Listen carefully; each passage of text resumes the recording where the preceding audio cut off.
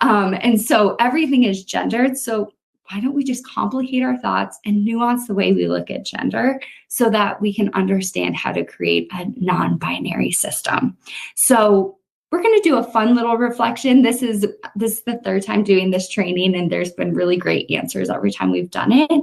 But now that we have this identity or this understanding of sex and the biological basis of the spectrum of sex, and then gender identity and the multitude of expressions, how would you describe your gender if you couldn't use terms like boy, girl, feminine, masculine? And we'll give you a little bit longer for this one because it is an interesting way to think about our gender, but just think about ways that you would potentially celebrate your gender or highlight what your gender means to you through different expressions there. I feel like sometimes, Sarah, I think today, I would describe my gender. I identify as a cishet woman, and I would describe it as CAMO SPARKLE.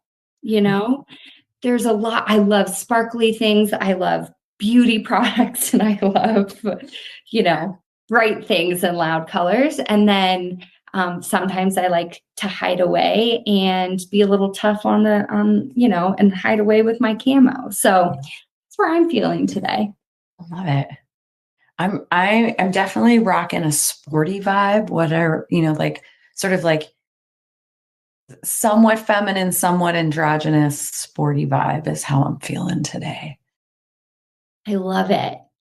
Oh, we've got, Stephanie, this is going to make me really happy. Sunshine, lavender, cotton candy, terracotta, sage, forest green, sunrise, ocean waves, moon, and stars. Yep. That is beautiful. And we also have provider and protector, which I love. Those are words that are deeply gendered and also describe lots of us potentially in this room. Love that. Thank you.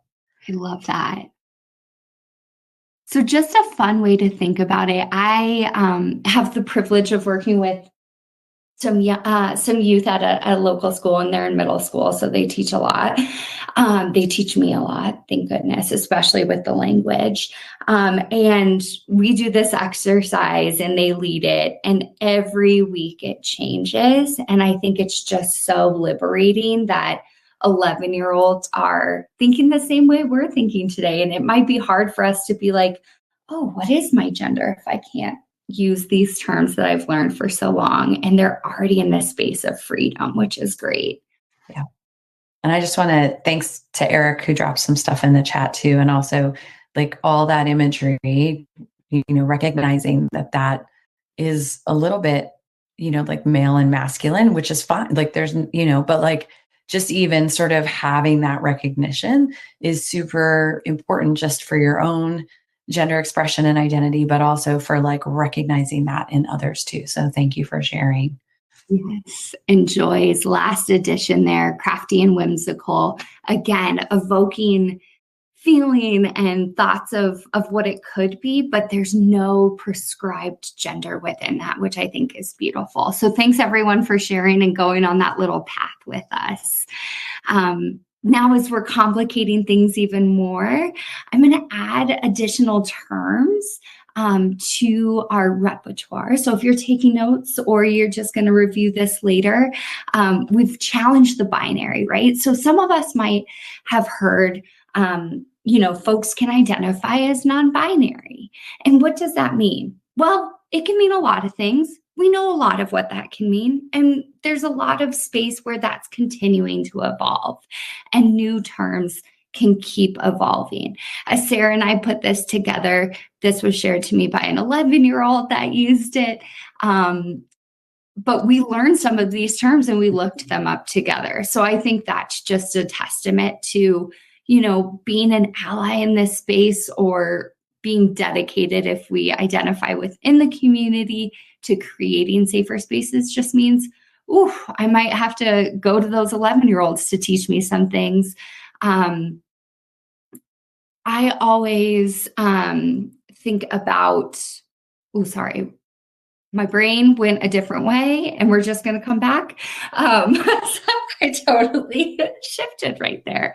But under this non-binary umbrella, you may have heard terms of gender queer, gender fluid. Those were brought up in the video, so you can revisit that video. Bigender, pangender, agender, gender flex, trigender, demi boy, demi girl. So if those will be included in the resource guide, but just how non-binary folks can identify. Non-binary people can use any pronouns, use any label, present any way. They might identify as masculine one day, feminine the next day, a mix of everything on the third day. Oftentimes, non-binary folks identify with more than one gender and vocally reject the binary, which is really powerful. So I always think about this non-binary umbrella as continually evolving.